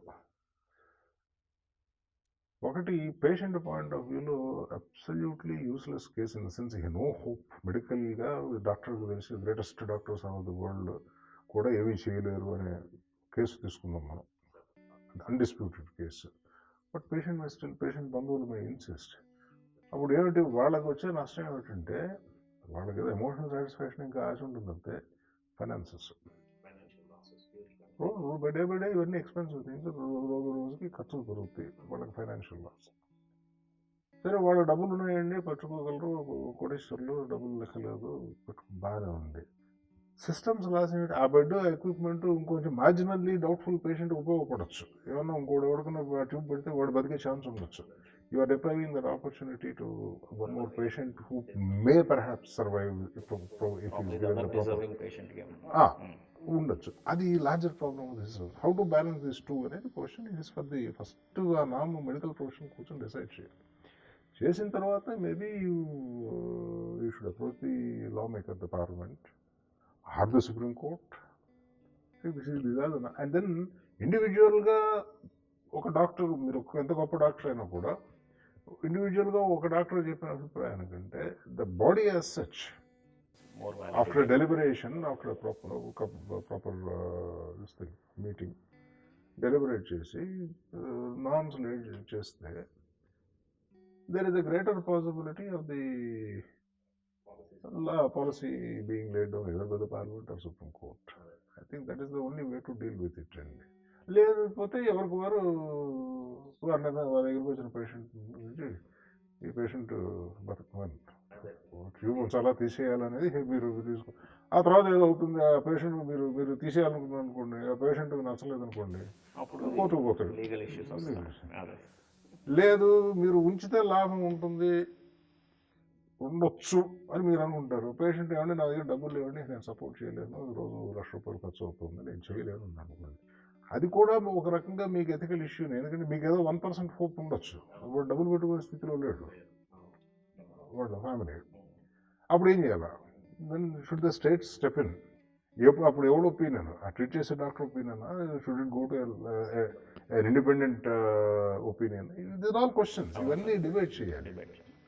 It is your association is the right body to deliberate. ఇవి డిస్కస్ చేసి ప్రాపర్గా నామ్స్ ఈ సిచ్యువేషన్లో ఇట్లాంటి బ్రాడ్ నామ్స్ పెట్టుకుంటారు. బట్ ఇప్పుడు అంటే ఒకటి ఏంటంటేనండి, హ్యూమన్ అఫైర్స్లో లాలో 200% ఫుల్ ప్రూఫ్ రూల్స్ ఎక్కడ ఉండవు. ఫైనల్గా some element of human assessment judgement ఎప్పుడు ఉంటుంది ఏ నామకైనా కూడా. ఇప్పుడు లాగనగా అంత పర్ఫెక్ట్గా కంప్యూటర్లో అది it's only possible in sciences అండి. అంటే ఇప్పుడు యాక్చువల్గా సైన్సెస్ కూడా, ఇప్పుడు మెడికల్ సైన్సెస్ ఇది ప్యూర్ సైన్స్ అని చెప్పలేము సార్. ఇప్పుడు మెడికల్ సైన్స్ మన మ్యాథమెటిక్స్ లాగా 1+1 లాగా ఉండదు. రష్యర్ 1+1 అనేది బిలీఫ్. ఇప్పుడు 5 సంవత్సరాల నుంచి ఎవడో చెప్పాడు 1+1 అని. రేపొద్దు బెట్రాన్ రస్సెల్ అంటాడు, నాకు give me 30 years and 3 million soldiers, I'll make the entire United States believe that 2+2 is 5 అన్నాడు. It's only belief ultimately. అది మెటాఫిజికల్ ప్రాబ్లమ్స్ వేదాంతంలో వాళ్ళు మనం అందులో వద్దనుకోండి. But that kind of apparent precision physical సైన్సెస్లో ఉంటుంది. సిమెట్రీ, లాజిక్, అది ఫిజికల్ సైన్సెస్లో ఉంటుంది. Anything to do with human nature, either body or society, the variables are too many. Physical sciences లో variables are limited, relatively. కాబట్టి the answer ఇప్పుడు అందులో కూడా absolute Einstein, the greatest human mind known to humanity so far, Einstein's theory is still open to know. There are a lot of people who are confident. Listen, not that he is wrong, but it requires refinements. అది too complicated thing. నాకు నేను చదివిన BSc physics thing, but I know some such thing is going on by reading. What exactly is the problem is are pointing out. నేను physics చదువుకోవాలి మళ్ళీ ఇప్పుడు. So దాంట్లోనే అంత ప్రెసిషన్ లేకపోతే ప్రాబ్లం ఉంటే, dealing with human body with all its variable influences on the body, sociological, ecological, so many influences. ఇప్పుడు I was reading somewhere, I don't think I'm straying into philosophy, Indian philosophy. Scientifically, what you think is your body or I think my body, 64. It was never the same body. Those, you know it as a doctor, the cells die every second and new cells are generated. Broad things remain తప్పితే this body 64 ఏళ్ళు క్రితం పుట్టిన body ఇది కాదు. ఆ cells అన్ని ఎప్పుడు పోయినాయి, కొత్త సెల్స్ వచ్చేసినాయి, రోజు మారుతున్నాయి. 20 ఏళ్ళ క్రితం సెల్స్ వాళ్ళు లేవు. But we hang on to this ఏదో నా శరీరం అని చెప్పి, సరే then we enter the realm of philosophy. దాని వరకు వద్దు ఇప్పుడు.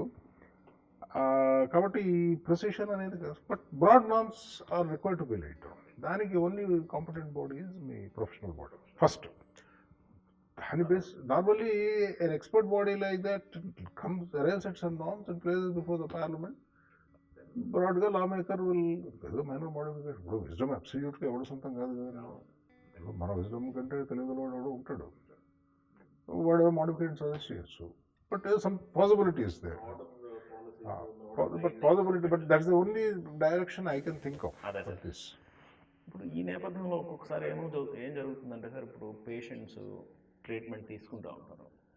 కొంతమంది ఇలా సేమ్ ఇంటెన్సివ్ కేర్లో కానీ ఇలా మామూలు ఇన్పేషెంట్స్ కింద కానీ ట్రీట్మెంట్ తీసుకుంటా, కొంతమంది ఏం చేస్తున్నారంటే ఈ మధ్య కాలంలో ఇది కొంచెం ఎక్కువగా చూస్తున్నాము, మేము ఫీజు కట్టలేము, పేషెంట్ని ఇక్కడే ఉంచేసి మేము వెళ్ళిపోతాం అని చెప్పి అంటున్న సందర్భాలు మేము చాలా చూస్తున్నాం ఈ మధ్య కాలంలో. అలానే పేషెంట్ని హాస్పిటల్లో వదిలేసి ఇంటికి వెళ్ళిపోయి కంప్లీట్గా పేషెంట్ ఈ హెల్త్ కేర్ ఇన్స్టిట్యూషన్ కేర్ తీసుకోవాల్సిన అవసరం వస్తుంది సార్. ఇటువంటి సందర్భంలో మా రెస్పాన్సిబిలిటీస్ అంటే యాజ్ ఎ డాక్టర్ కానీ లేకపోతే as a health care institution responsibilities ఎలా ఉంటాయి సార్? It's problem. పేషెంట్ వాళ్ళు మేము సపోర్ట్ చేయలేము, మేము తీసుకెళ్ళము. ఇది deadly catch-22 situation. So patient హాస్పిటల్లో కండినంతకాలం ఎక్స్పెండిచర్ ఉంటుంది, ఏదో ఒకటి ఉంటుంది. బెడ్, దానికి ఆక్సిజన్, సిలిండరు, ఎలక్ట్రిసిటీ వ్యవహారం ఉంటుంది. వాడెవర్ ఇట్ ఇస్ అవన్నీ ఉంటాయి.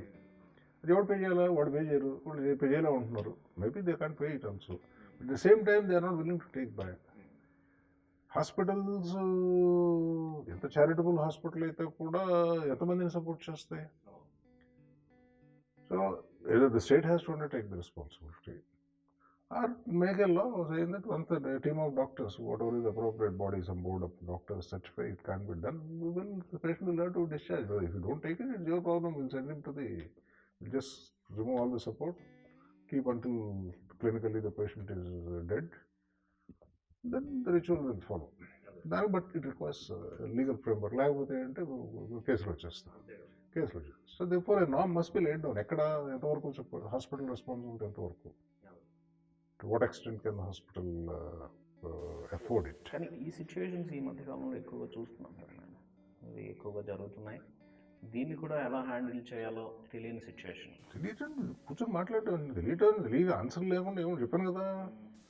Simply a decision must be taken. Yes, ఈ సిచ్యువేషన్లో when the doctor knows it's impossible to save the life by this thing, వాడు తీసుకెళ్ళి అంటున్నాడు, డబ్బులు కట్టనంటున్నాడు, అంతే కట్టను. అప్పుడు ఎవరు ఏం చేయాలి? బికాజ్ ద ఫ్యాక్ట్ రిమైన్స్, ఆ సపోర్ట్ సిస్టమ్ కంటిన్యూ చేయాలంటే ఎక్స్పెండిచర్ ఉంటుంది. అది ఎవడు బేర్ చేయాలా? దానికి ఏదో స్టేట్ మస్ట్ కమ్అట్ విత్, ఏదో the state must fund it or state must make ఎలా సే ఓకే, ఈ ట్రీట్ చేసే డాక్టర్ సుబ్బయ్య గారి డేషన్ ఫైనల్ కాదండి, ఇంకొక 6 డాక్టర్లు పిలిచి బోర్డు కాన్స్టిట్యూట్ చేసి వాళ్ళందరూ కనుక ఓపెన్ ఇచ్చి లాభం లేదంటే అప్పుడు remove the system. They don't take it, it's there after no legal action lies, law చేసుకోవాలి. ఇప్పుడు మామూలుగా మనం పేషెంట్ మా దగ్గరికి ట్రీట్మెంట్కి వచ్చినప్పుడు పేషెంట్కి కొన్ని రైట్స్ ఉంటాయి. అంటే ఇది ఏం ట్రీట్మెంట్ ఇస్తున్నాము, నా ప్రాబ్లం ఏంటి అనేది తెలుసుకునే రైట్ ఉంటుంది. అదేవిధంగా ఏంటంటే పేషెంట్కి కొన్ని రెస్పాన్సిబిలిటీస్ కూడా ఉంటాయి సార్. అంటే టువర్డ్స్ పేషెంటే కాదండి, రైట్ ఉన్న ప్రతి చోట రెస్పాన్సిబిలిటీ ఉంటుంది. మోస్ట్ ఆఫ్ ద టైం మానవ సహజ లక్షణం ఏంటంటే మనం రైట్స్ గురించి మాట్లాడతాం, మనం రెస్పాన్సిబిలిటీ గురించి మాట్లాడతాం. ప్రతి రైట్కి కరస్పాండింగ్ ఆబ్లిగేషన్ ఒకటి ఉంటుంది లాలో. If have a right, there is a corresponding obligation. ఇప్పుడు మీరు నన్ను ఇక్కడ కూర్చోబెట్టారండి, మీరు నన్ను కొట్టకూడదు అనేది నా రైట్. దానికి కరస్పాండింగ్ ఆబ్లిగేషన్ నేను మిమ్మల్ని కొట్టకూడదు. I owe that the moment I expect you to respect my right not to be molested and harmed, there is a corresponding obligation, I don't do it to you. అట్లా ప్రతి రైట్కి ఉంటుంది, పేషెంట్కి కాదు. ఇప్పుడు మనం అంటే ఇప్పుడు ఈ ఆస్పెక్ట్స్, లీగల్ ఆస్పెక్ట్స్ గురించి పక్కకు జరిగితే, ఇప్పుడు మనం అబ్దుల్ కలాం గారు విజన్ 2020 దీని గురించి మేము ఎక్కువగా మాట్లాడుతున్నాం. ఆయన విజన్ 2020లో హెల్త్ గురించి ఎంఫసిస్ పెట్టారనమాట. కానీ ఏమవుతుందంటే ఇప్పుడు మోస్ట్ ఆఫ్ ది గవర్నమెంట్స్, అంటే మన స్టేట్ గవర్నమెంట్ కానీ సెంట్రల్ గవర్నమెంట్ కానీ ఏ పాలసీస్ చేసినా, ఏ రెగ్యులేషన్ తీసుకొచ్చినా అవన్నీ ఏంటంటే ఏదైనా డిసీజ్ వస్తే దానికి ట్రీట్మెంటు, దాని గురించి ఎక్కువ మంది మాట్లాడుతున్నారు. కానీ ఈ ప్రివెంటివ్ ఆస్పెక్ట్స్ గురించి లేకపోతే హెల్త్ ప్రమోషన్ గురించి ఎవరు మాట్లాడట్లేదు. ఇక్కడ ఏంటంటే ఈ హెల్త్ ప్రమోషన్ అనేది ఒక గవర్నమెంట్ రెస్పాన్సిబిలిటీయే కాదు. యాజ్ ఎ డాక్టర్ నా రెస్పాన్సిబిలిటీ, హెల్త్ కేర్ ఇన్స్టిట్యూషన్ బేసిక్గా మనిషి ఎవడో హెల్త్ వాడు చూసుకోవాలండి, వాడి రెస్పాన్సిబిలిటీ. నేను రోజు రెండు సీసాలు సారా తాగేస్తాను, నాకు జబ్బు రాకూడదండి, కుదురుతుందండి. సో అందు గురించి ఈ హెల్త్ ప్రమోషన్ మీ అంటే జ్యుడిషియరీ రెస్పాన్సిబిలిటీ ఏమన్నా ఉన్నదా సార్ ఈ హెల్త్ ప్రమోషన్ గురించి? ఆనెస్ట్గా డాక్టర్ గారు, this is not an area with which judiciary is concerned in the sense it is a social problem. And every social problem becomes the problem of the state, lawmaker. ఇప్పుడు అంటే కొన్ని విషయాలు debate ఎట్లా ఉంటుంది ఈ దేశంలో అంటే, ప్రపంచంలో అన్ని చోట్ల హ్యూమన్ నేచర్లో ఈ తర్కం వితండం అనేది ఎప్పుడు ఉంటుందండి. యాజ్ అ డాక్టర్ మీకు నేను చెప్పక్కర్లేదు, ఇది the ills of open defecation, ఇది from the point of view of the society. ఆ మనిషికి వ్యక్తిగతంగా ప్రాక్టీస్ చేసే మనిషికి దానివల్ల వచ్చే health related consequences to the neighbourhood and society ఏమిటనేది డాక్టర్గా మీకు నేను చెప్పేది ఏమీ లేదు. You know it. It is certainly very unhealthy practice from the point of view of the society.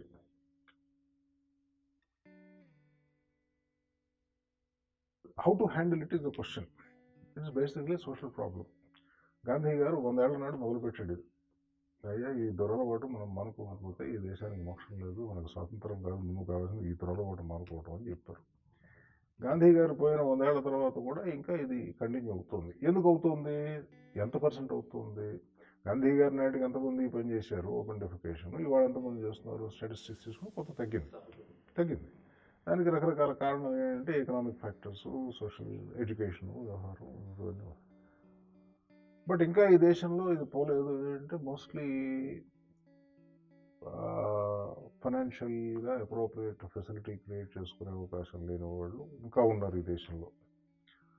State ఎంతవరకు ఈ ప్రాబ్లం అడ్రస్ చేసింది, అది ఎంతవరకు సద్వినియోగం అయ్యింది? గవర్నమెంట్ ఆఫ్ ఇండియాలో 1987-88 నుంచి దర్ ఇస్ అ స్కీమ్. ఎవరన్నా కనుక ఒక లెట్రిన్ అంటే 5 స్టార్ హోటల్ లెట్రిన్ అక్కర్లేదు, కానీ something other than open defecation ఏదో చిన్న విలేజెస్లో చూస్తుంటారు చిన్నప్పుడు, ఏమన్నా అది కేటగిరీ పెట్టి గది కడతారు, ఏదో పెడతారు, గొయ్యి అవుతారు, చేస్తారు. గవర్నమెంట్ ఆఫ్ ఇండియాలో ఒక స్కీమ్ ఉన్నది. ఐ అండర్స్టాండ్ ఒరిజినల్గా ప్రవేశపెట్టినప్పుడు 500 రూపాయలు ఇచ్చేవారు ఉంటుంది ఏమన్నా కట్టుకుంటానంటే. ఇప్పుడు ఏదో 12,000 అంత వస్తారు.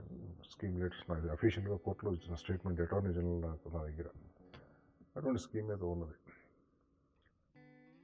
ఇది చేయొద్దని గాంధీ గారి దగ్గర నుంచి అందరూ నెత్తినోరు కొట్టుకుని చెబుతున్నారు. బాగానే ఉంది, బట్ జరుగుతుంది.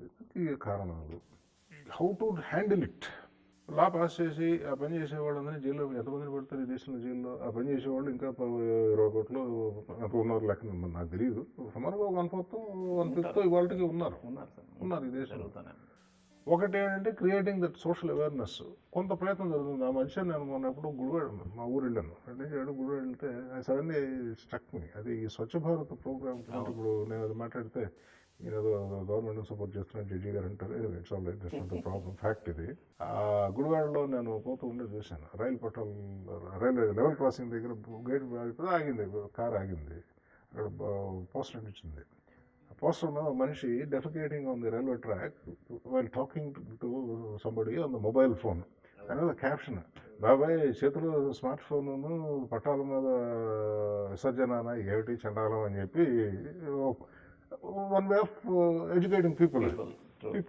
They are various. గవర్నమెంట్ అబ్సల్యూట్గా చేయడం అంటే ఇది ఒక elementary this thing, but it all starts with that. ఇప్పుడు ఆ మధ్యకాలంలో పుస్తకం వచ్చింది, civilisation the west and the rest అని. 10 ఏళ్ల క్రితం నియాల్ ఫర్గూసన్ అని అతను రాశాడు. 1500 సంవత్సరం నాటికి, AD 1500 నాటికి మీరు వరల్డ్ సీన్ చూసినారు. 1500 నాటికి అమెరికా లేదు. భూమి ఉన్నది, ఈ మనుషులు, ఈ మాల్స్, ట్రంప్ గారు ఇవన్నీ లేదు. తర్వాత మచ్ లేటర్ ఇట్ స్టార్టెడ్.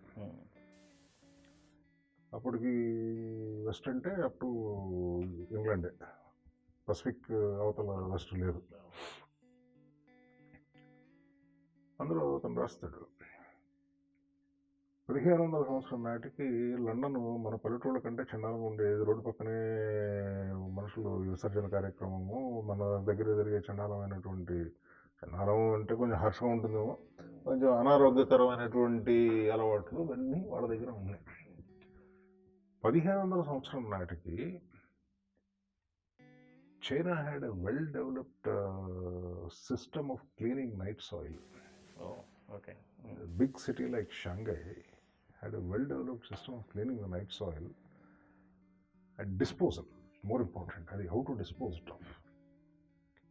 ఉండింది. నెక్స్ట్ 500 yearsలో అండ్ 1500 సంవత్సరం నాటికి India was a glittering society. Mughal 1500 అంటే రఫ్గా బాబర్ 1526లో ఇండియా వచ్చాయండి. బాబర్ మొఘల్ డైనాసిటీ స్టార్ట్ అయిన 1526లో. అప్పటికి చాలా గ్లిటరింగ్ కంట్రీ ఇది. అందుకనే వచ్చారు ఇక్కడికి, ఇక్కడ దొరుకుతుంది బంగారం, దొరుకుతుంది అంటే అంత అద్భుతంగా ఉందా లేదా అని వేరే అయితే వాళ్ళకంటే సర్టన్లీ మోర్ ఇవాల్వ్డ్ సొసైటీ ఇది వెస్ట్ కంటే కొన్ని విషయాల్లో. బట్ ఆ నెక్స్ట్ 200 yearsలో మొత్తం మార్పు వచ్చేసింది. West became the dominant power in the world human affairs. East కొంత వెనకబడింది. మళ్ళీ last 78 years slowly China, Japan, India we are gaining huge study. ఇది ఎందుకు జరిగింది ఈ 300 ఏళ్లలో అనేది ఒక అనాలిసిస్ రాశాడు. ఏదో ఒక 6 కారణాలు ఇచ్చాడు, అవన్నీ మనకు అనవసరం అనుకోండి. ఒకటి ఏంటంటే ఈ this modern medicine, modern health care వెస్ట్లో. ఇప్పుడు డాక్టర్గా మీకు తెలుసు, until maybe early 19th century, smallpox was a deadly disease even in West. Huge number of people died all over. Plague was more frequent, but actually plague మనకు చాలా తక్కువ. ఇప్పుడు మనకు గొప్ప సేవింగ్ ఏంటంటే ట్రాపికల్ మనం వాళ్ళ ముట్టుకుని ఏసీలు కొట్టుకుంటున్నాం, కానీ ఈ భయంకరమైన ఎండ ఇట్ సేవ్డ్ ఇండియా. ఎంత చండాలం చేసిన వాతావరణం మనం that will take care of it. So ఇదంతా ఒక అనాలిసిస్ రాశాడు ఆయన. రాసి ఈ మోడర్న్ హెల్త్ కేరు, ఈ లాంజివిటీ, ఇవన్నీ ఈ కారణాలు ఫస్ట్ ప్లస్ సైంటిఫిక్ డెవలప్మెంట్ ఒకటి రాశాడు. ఒక 6 కారణాలు ఒప్పుకుంటే పుస్తకం చదవండి. మన కాంటెక్స్లో హెల్త్ కేర్, మెడిసిన్ గురించి కాబట్టి ఆ హెల్త్ కేర్లో ఒకటి ఈ preventive care. It all starts with norms of hygiene. You have to educate the society or make them realise hard. ఇప్పుడు వెస్ట్లో ఏమిటి జరిగింది, జనాలు తమలుగా పిల్లలు వచ్చి చచ్చిపోయిన తర్వాత ఓపెన్ డెఫికేషన్ పనికిరాదండి, దీనివల్ల ప్రమాదం అని చెప్పి రియలైజ్ అయ్యారు. మనకేమంటే సూర్య భగవానుడి దయ వల్ల మనకి ఆ ప్రాబ్లం అంత ఫ్రీక్వెంట్ కాదు కాబట్టి మనకి అర్థం కావట్లేదు అంత జరిగే ప్రమాదం ఏమిటనేది. But you have to educate people. చెప్పాను రైలు పట్టాల మీద పోస్టర్ పెట్టారు, జరుగుతుంది, వాళ్ళు చేస్తారు పాపం గవర్నమెంట్లో, వాళ్ళు చేయట్లేదు. కానీ అంత ఎఫెక్టివ్ 130 కోట్ల జనాభా ఒక రోజు రాత్రిలో మారరు కదా. ఇప్పుడు దానికి గవర్నమెంట్ తోచిన స్ట్రాటజీలు ఉంటాయి. అందులో నేను కొంత అలవరపడ్డాను. ఇందులో ఆ హర్యానా గవర్నమెంట్ వాళ్ళు లా పాస్ చేశారు. ఏమిటన్నారు, గవర్నమెంట్ జైల్లో పెడతా ఉండదు, మీ ఇంట్లో ప్రాపర్ మరుగుదొడ్డి లేకపోతే పంచాయతీ ఎలక్షన్ కంటెస్ట్ చేయడానికి అనర్హుడివి అని చెప్పి లా పాస్. అంటే ఇంకేవో కారణాలు పెట్టారు, బ్యాంకు అప్పలేకొట్టినా, లేకపోతే ఏదో 8th class పాస్ అవ్వకపోయినా, ఇంకోటి ఏవో కొన్ని కండిషన్ ఇవి లేకపోతే నువ్వు ఎలక్షన్ కంటెస్ట్ చేయ, పంచాయతీ ఎలక్షన్, ఏది పార్లమెంట్ కాదు అని మీరు అనుకున్నారు. అది నాకు అలాగే అనిపించింది. అది ఛాలెంజ్ చేశారు. నేను ఇంకో జడ్జి గారు కూర్చొని ఇది తప్పే, అక్కడ నేను అడిగాను కోర్టులో, అటార్నీ జనరల్ అప్పీల్ అయ్యాడు. పేద దేశం, చాలామంది పేదలు ఉన్నారు, వాడు ఇంట్లో మరుగుదొడ్డి లేకపోతే అంటే వాడు అన్యాయం కదా. వాడు అంటే వాడు మరుగుదొడ్డి లేదంటే కారణం వాడికి వసతి లేక కాదండి, గవర్నమెంట్ దాని అక్కడే నాకు ఇన్ఫర్మేషన్ గవర్నమెంట్ ఇచ్చింది. అది కోర్టులో అప్పుడు ఇటు వేశారు. 12,000 రూపాయలు గవర్నమెంట్ ఫ్రీగా, అంటే సబ్సిడీ కాదు, అప్పు కాదు, ఫ్రీగా ఇస్తున్నారు. పట్టుకుంటారంటే ఇస్తారు. ఉమ్. ఇస్తారు.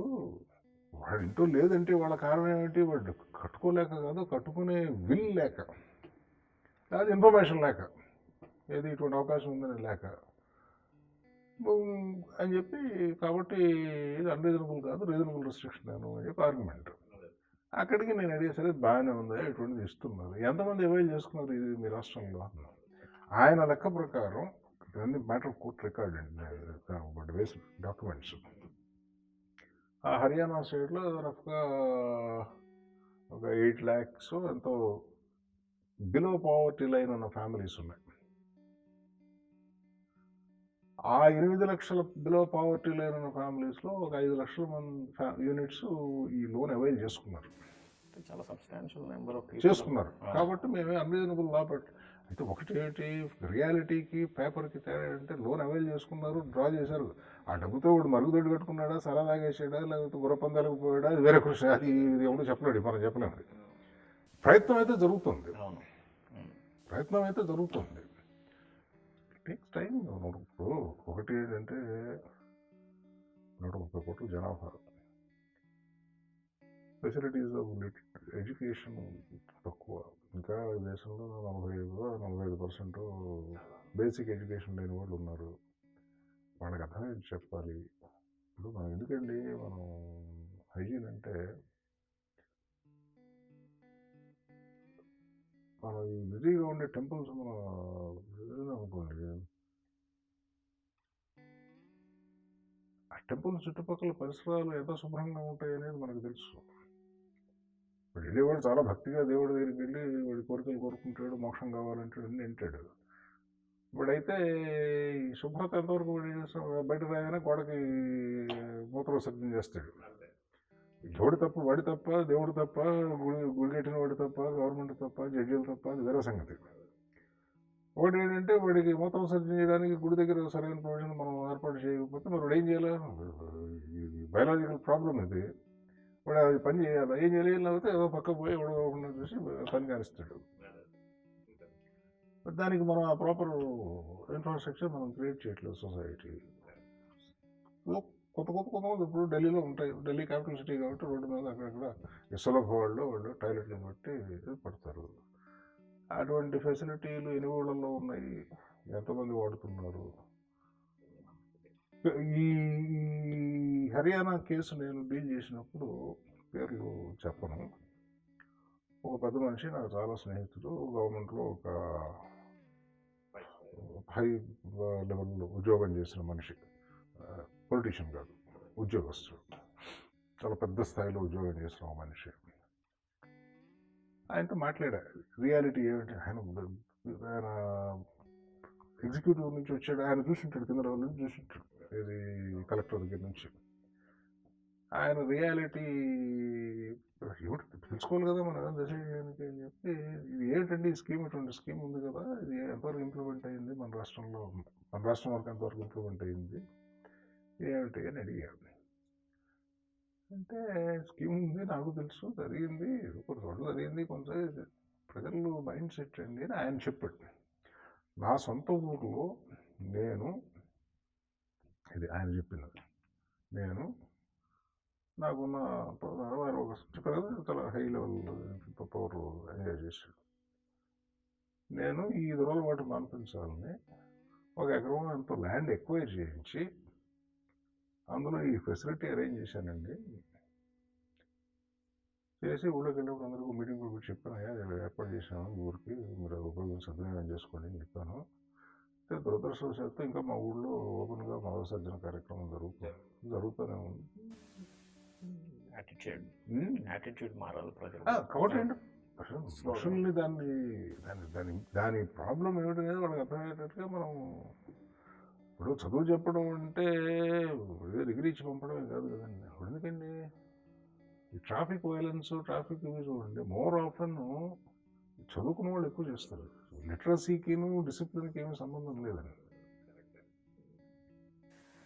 సార్, ఇది ఇప్పుడు ఈ విజన్ 2020 గురించి మనం మాట్లాడుకున్నాం, అబ్దుల్ కలాం గారు. ఇప్పుడు ఇక్కడ ఏంటంటే మేము రెస్పాన్సిబిలిటీగా తీసుకొని, అంటే మేము అంటే నేను యాజ్ ఎ డాక్టర్ రెస్పాన్సిబిలిటీగా తీసుకొని కొన్ని విషయాలు మేము ప్రాపగేట్ చేయడానికి ప్రయత్నిస్తున్నాం సార్. అందులో ముఖ్యమైనది ఏంటంటే స్మోకింగ్ ఆపడం. రెండోది ఆల్కహాల్ కన్సంప్షన్ మనకు తెలిసిందే. మూడోది పరిశుభ్రత, మీరు దాని గురించి మాట్లాడారు. నాలుగోది ఇంపార్టెంట్ విషయం మేము అనుకునేది ఏంటంటే ఈ స్కూల్ పిల్లల్లో హెల్త్ గురించి అవేర్నెస్ క్రియేట్ చేస్తే వీళ్ళు మన ఫ్యూచర్ జనరేషన్, వీళ్ళు ఈ ఏజ్లో మనం వాళ్ళని హెల్త్ ఆస్పెక్ట్స్ గురించి వాళ్ళకి చెప్పగలిగితే ఫ్యూచర్ బాగుంటుంది అని చెప్పి మేము అది ది లీస్ట్ కాంపిటెంట్ పర్సన్ నా అభిప్రాయం. ఎందుకంటే పర్సనల్గా I'm sorry to say this, I could not achieve it in my own family. నేను 14-15 ఏళ్ళు చెప్పాను కదా, మొదట సిక్లీ చైల్డ్. ఆ తర్వాత రెగ్యులర్గా నేను ఫిజికల్ ఎక్సర్సైజ్ చేసేవాడిని. ఒక 55 ఏళ్ళు వచ్చే వరకు కూడా నేను హెవీ ఎక్సర్సైజ్ చేసేవాడిని. ఇది నేను వెయిట్స్ చేసేవాడిని. అయితే సైమల్టేనియస్గా నేను దొరలబట్టు సిగరెట్లు కాల్చడం నేర్చుకున్నాను 20వ సంవత్సరంలో. ఇప్పుడు మానేశాను, 8 ఏళ్ళు అయింది. హార్ట్ అటాక్ వచ్చినా మానేశాను. డ్రింకింగ్ హ్యాబిట్ నాకు ఎప్పుడు పెద్దగా లేదు. సోషల్ డ్రింకింగ్ ఎప్పుడున్నా ఒక డ్రింక్, అది కూడా మానేశాను. ఈ మధ్యకాలంలో టచ్ చేయట్లేదు. అది పెద్ద సీరియస్ ప్రాబ్లం కాదు నాకు. I was never craving for it. Just one drink my సిగరెట్లు కంచేవాడిని. అయితే ఎప్పుడు ఎక్సర్సైజ్ చేసేవాడిని. ఇవాళకి రోజుకి నేను 6 కిలోమీటర్లు నడుస్తాను. బిగరస్గా నడుస్తాను. 1 అవర్లో 6 కిలోమీటర్స్ కవర్ చేస్తాను. Post cardiac problem, I was advised I'm doing it. Barring ఏదో ట్రావెల్లో ఉండేట్లు 365 రోజుల్లో కనీసం 300 రోజులు నడుస్తానండి. నా పిల్లల్ని నేను I could not convince them younger ఏజ్లో the importance of this. Plus ఈ మోడర్న్ లైఫ్ స్టైల్స్, ఈ జంక్ ఫుడ్ ఈటింగ్, ఇవన్నీ కారణాల చేత they became very obese. Actually, 2 of them underwent bariatric surgeries. They had to, but అప్పుడు అయిపోయింది, late అయిపోయింది. So కాబట్టి I will be the most incompetent person to advise the society about this, how to I can only give my example. So this is what happened to me అని చెప్పగలను. దానికోసం చెప్పాను. Now I'm sure my children will fight with me. Where are you talking about? ఇది మేము responsibility కింద చేసి మేము ఈ ఇంటర్వ్యూస్లో మీలాంటి పెద్దవాళ్ళతో మాట్లాడి వాళ్ళని ఏమడుగుతున్నాం అంటే, ఇప్పుడు మీ ఫాలోవర్స్ ఉంటారు, మీ ఫ్రెండ్స్ కానీ మీ రిలేటివ్స్, ఫ్యామిలీ మెంబర్స్కి would you call upon them to follow all these things? మీ సపోర్టర్స్ కానీ మీ ఫాలోవర్స్ కానీ క్విట్ స్మోకింగ్. నాకు ఫాలోయింగ్ ఏంటండి? అంటే మీరు చెప్తే వినేవాళ్ళు చాలా మంది ఉంటారు. కొద్దిమంది ఉంటారు, ఉండొచ్చు, ఉంటారని కూడా ఖచ్చితంగా చెప్పలేము, ఉండొచ్చు.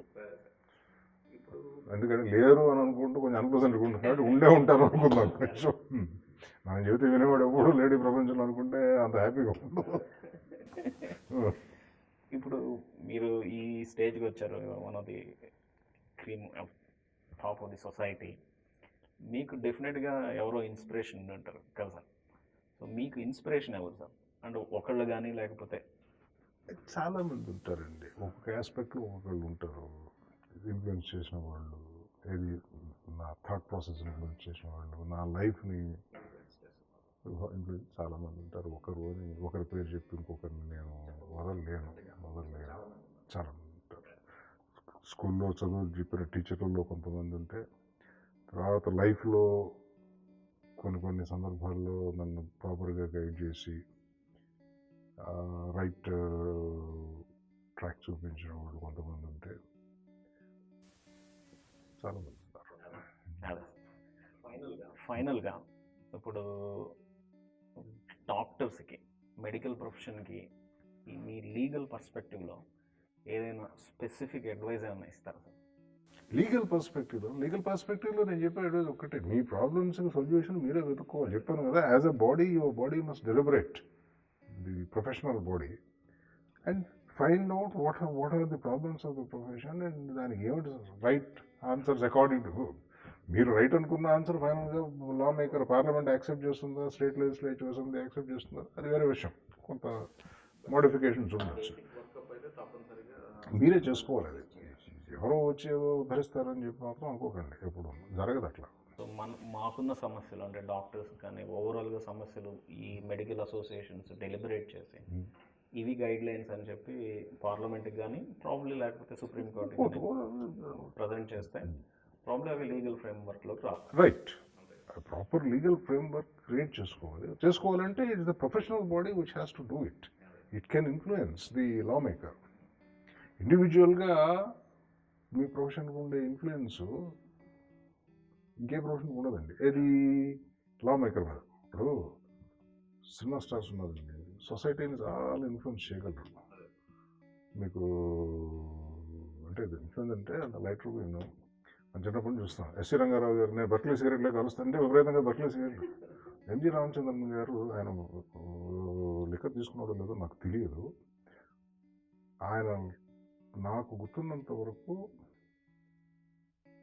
ఒకే ఒక్క సినిమాలో ఆయన లెక్కర్ తీసుకునే సీన్ ఉంటుంది. ఇది మీకు గుర్తుంటే మనం మా చిన్నప్పుడు, మీరు తర్వాత చూసింటారో లేదో, పూలవరు పత్ర అనే ఒక సినిమా వచ్చింది, ధర్మేంద్రను మీనా కుమారి చేసింది. అందులో హీరో దొంగ తాగుబోతు వ్యవహారం రిఫార్మ్ అవుతాడు, ఏదో జరుగుతుంది. అది తమిళ్లో చేశాడు ఆ ఒక్క సినిమాలో. ఎందుకంటే ఆయనకు ఒక నేను సినిమాలో కనుక హీరో తాగినట్టు చూపిస్తే నా ఫ్యాన్స్ అందరూ తాగడం మొదలెడతారు, వాళ్ళందరినీ ధ్వంసం చేసి వాళ్ళ జీవితాలు పాడు చేసిన వాడిని అవుతారని చెప్పి ఆయన చూపించేవాడు కదా. ఈ నెవర్ స్మోక్డ్. అట్లా ఇన్ఫ్లుయెన్స్ అయితే ఇప్పుడు డాక్టర్స్గా మీకు ఇన్ఫ్లుయెన్స్ చాలా ప్రొఫౌండ్. ఏంటంటే ఈ ప్రపంచంలో, ఈ దేశంలో, ప్రపంచంలో కూడా ఎంత గొప్పవాడైనా డాక్టర్ దగ్గరికి వెళ్ళకుండా జరగదు. సుప్రీంకోర్టు జడ్జి అయినా, ప్రైమ్ మినిస్టర్ అయినా, చీఫ్ మినిస్టర్ అయినా, ఎమ్మెల్యే అయినా, ఎంపీ అయినా, ఎవడైనా డాక్టర్తో పని లేనివాడు. ఇప్పుడు లాయర్తో పని లేనివాడు ఉంటాడు, సినిమా యాక్టర్తో పని. నేను సినిమా చూసి 30 ఏళ్ళు అయింది. నేను మ్యూజికల్ సినిమా చూస్తే ఎప్పుడు నా అయిపోయాడు నేను చూస్తాను, థియేటర్కి వెళ్ళి చూసి 30 ఏళ్ళు అయింది. బట్ డాక్టర్ దగ్గరికి వెళ్ళకుండా ఎవరికి జరగదు. The amount of influence the medical profession wields at a personal level is something tremendous, especially with the law makers and the policy makers. And when కలెక్టివ్గా మీరు అందరూ కనుక బాడీ డెలిబరేట్ చేసి డెసిషన్ తీసుకుని నామ్స్ మీరు కనుక ఐడెంటిఫై చేసి, you can always impress on the law maker. Look here, these are the norms which you want you to lay down, make it a law so that the profession is safe and people are safe. అంతే. Thank you sir.